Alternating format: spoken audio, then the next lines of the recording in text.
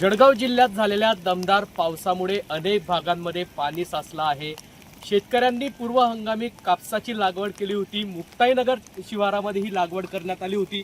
मात्र आपण बघू शकता की या ठिकाणी संपूर्ण पीक या ठिकाणी पाण्याखाली गेलेलं आहे।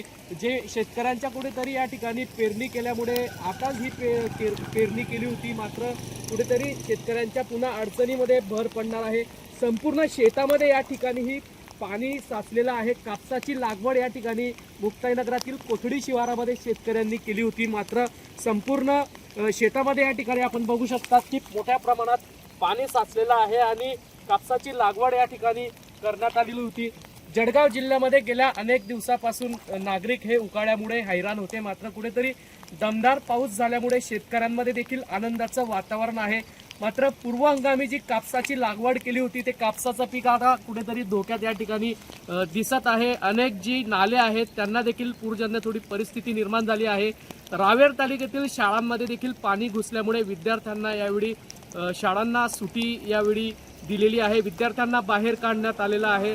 जळगाव जिल्ह्यात दमदार पावसामुळे कुठेतरी शेतकरी राजांमध्ये मात्र आनंदाचं वातावरण आहे। जुगल पाटील, जय महाराष्ट्र न्यूज, जळगाव।